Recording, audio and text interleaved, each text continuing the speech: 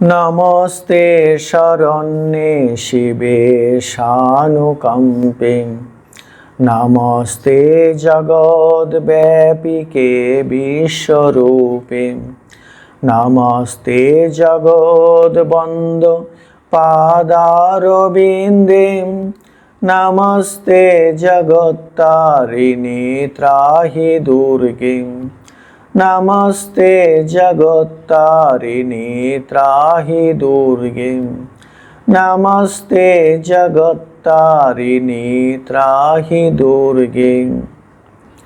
সকলকে শ্রদ্ধা, নমস্কার ও শারদীয়ার অগ্রিম শুভেচ্ছা জানিয়ে শুরু করছি আজকের অনুধ্যান। আজকের মাতৃ অনুধ্যানের বিষয় শক্তিতত্ত্ব পুরাণ কথায় ও বাস্তবে। তত্ত্ব শব্দের অর্থ হচ্ছে চিরন্তন সত্য।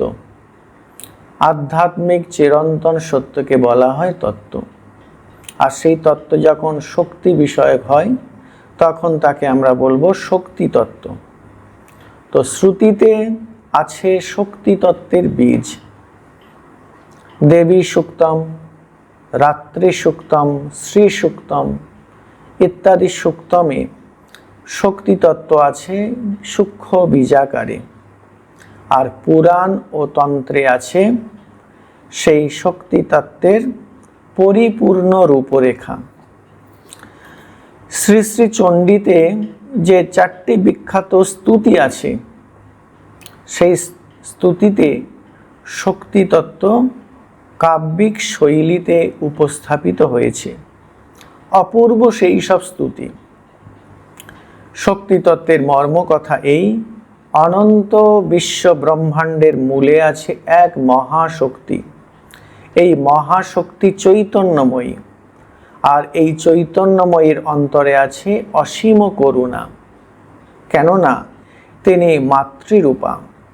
ইয়া দেবী সর্বভূতেষু মাতৃরূপেণ সংস্থিতা। শক্তি তত্ত্বের সার কথা: সকল নারী মূর্তিতে জগন্মাতা বিরাজিতা। শ্রী শ্রী চণ্ডীতে বলা হয়েছে স্ত্রীও সমস্তা সকলা জগৎসু। শ্রীরামকৃষ্ণ আছেন দক্ষিণেশ্বরে। তিনি একদিন ভক্তদের কাছে ধর্ম প্রসঙ্গ করছেন। তার স্ত্রী মাত্রে মাতৃভাব, সে কথা তিনি বলতে গিয়ে একটি পৌরাণিক কাহিনীর অবতারণা করছেন ভক্তদের কাছে।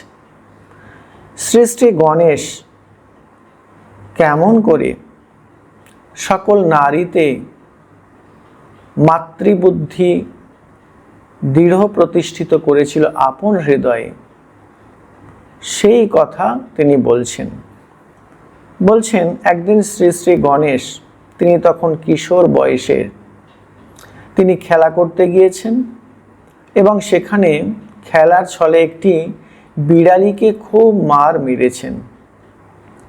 তারপরে যখন খেলা শেষ হলো, তিনি মাতৃ সমীপে ফিরে এসেছেন।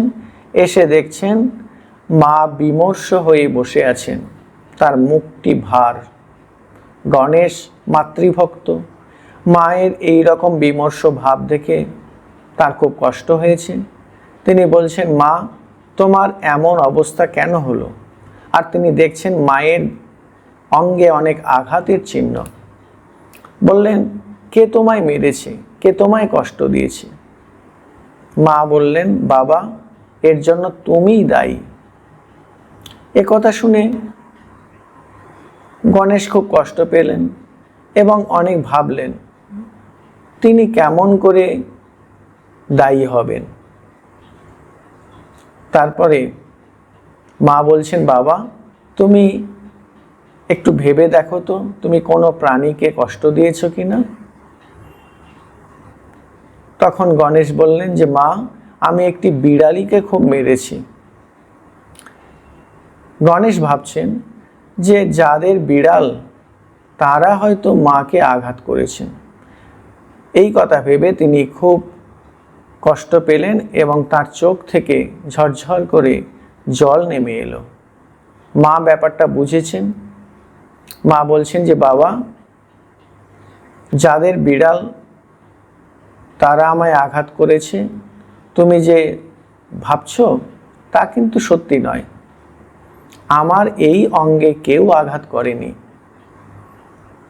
কিন্তু বাবা, তুমি এটি জেনে রাখো যে এই জগতে যত নারী প্রাণী আছে সবার মধ্যেই আমি আছি, আর যত পুরুষ প্রাণী আছে সবার মধ্যে তোমার বাবা আছেন। এই জগৎ শিব শক্তি ভিন্ন, এই জগতে আর কিছুই নাই, কেউ নাই, সবার মধ্যে আমরা আছি। গণেশ এই যে শিক্ষা পেল, এটি তিনি কখনোই ভুলে যাননি। একেবারে তার মর্ম প্রদেশে এই শিক্ষা প্রথিত হয়ে গিয়েছিল। তাই উত্তরকালে যখন তার বিয়ের বয়স হয়েছিল, তো জননীকে বিয়ে করতে হবে ভেবে তিনি আর বিয়ে করতেই চাইলেন না। এখন আমরা উপাখ্যানের অঙ্গন ছেড়ে বাস্তবের ভূমিতে নামব, উপস্থিত হব শ্রী শ্রী মায়ের জয়রাম বাটিতে। এই শ্রী শ্রী মা কিন্তু আর কেউ নয়, সাক্ষাৎ জগজ্জননীর মানবীয় সংস্করণ, স্বামীজির জ্যান্ত দুর্গা শ্রী শ্রী মা সারদা দেবী। এই মানবী লীলায় তিনিও গণেশ জননীর মতো জ্ঞানদাত্রী, নিজ স্বরূপ উদ্ঘাটন করে শেখাচ্ছেন তার অবোধ সন্তানকে। ঘটনাটি এই রকম। শ্রী শ্রী মায়ের আদুরে ভাইজি রাধু বিড়াল পুষেছিল। মা স্নেহবশত বিড়ালের জন্য দুধের বন্দোবস্তও করেছিল। কিন্তু তা করলে কি হবে? চুরি তো ওরা করবেই। বিড়াল চুরি করে খেতে লাগলো। এতে কেউ কিছু বিরক্ত হলে মা বলতেন, বাবা, চুরি করা তো ওদের ধর্ম, ওদের আর কে আদর করে খেতে দেবে বলো? কিন্তু মায়ের এক সেবক, যিনি ছিলেন একটু বিড়াল বিদ্বেষী, তিনি বিড়ালের বিরুদ্ধে যেন একেবারে যুদ্ধ ঘোষণাই করে দিলেন। সুযোগ পেলেই তাদের ধরে তিনি পেটাতেন। একদিন হলো কি, মায়ের সামনেই বিড়ালকে ধরে দিল এক আছাড়। তা দেখে কষ্টে মায়ের মুখ একেবারে কালো হয়ে গেল। খুব মর্ম বেদনা তিনি পেলেন। কিন্তু এত কিছু করেও তিনি জ্ঞানকে কিছুতেই শেখাতে পারছিলেন না যে ওদের আঘাত করাটা ভালো নয়। এখন এই রকম পরিস্থিতিতে একদিন মায়ের কলকাতা যাওয়ার জন্য ডাক এলো। মা ভাবছেন, আমি যদি কলকাতায় যাই, এই বিড়ালদের যে কি দশা হবে। তাই তিনি একদিন জ্ঞানকে ডেকে বলছেন যে, বাবা জ্ঞান, তুমি এই বিড়ালগুলোকে এত মেরো না, আর ওদের জন্য চাল নিও, নইলে ওরা অন্যের বাড়িতে খাবারে মুখ দেবে, আর তাতে সবাই গাল দেবে বাবা। একথা বলার পরেও মা হয়তো ভেবেছেন এতেও ভবি ভোলবার নয়। তাই তিনি কি করলেন, তিনি আরও একদিন ডাকলেন, ডেকে বললেন যে, বাবা, তুমি ওদের মেরো না, আর ওদের জন্য খাবার ব্যবস্থা করো, ওদের মধ্যেও তো আমি আছি। যখন এ কথা বলা, তখন সেই যে বিড়াল বিদ্বেষী মায়ের সন্তানটি, তার আচরণ একেবারেই বদলে ফেলল, তার মনোভাবটি একেবারেই বদলে গেল। তারপর থেকে সেই অবোধ সন্তান বিড়ালের জন্য মাছ ভেজে ভেজে ভাতের সঙ্গে মিশিয়ে বিড়ালকে খাওয়াতে লাগলো। এখন এই যে কথা যে ওদের মধ্যেও তো আমি আছি, যে জ্ঞান পার্বতী দেবী মা দুর্গা তার অবোধ সন্তান গণেশকে দিয়েছিল, এ তো সেই জ্ঞান। কেবল নারী মাত্রের মধ্যেই নয়, প্রতিটি নারী প্রাণীর মধ্যেই তিনি আছেন। তাই কোনো নারী মূর্তিকে অবজ্ঞা করা চলে না, কেননা সবার মধ্যে সেই জগন্মাতাই আছেন। যত্র নারী তত্র গৌরী। আধ্যাত্মিক মুক্তি বা জাগতিক সমৃদ্ধি সর্বক্ষেত্রে নারীকে সম্মান ও মর্যাদা দিতে হবে। স্বামী বিবেকানন্দ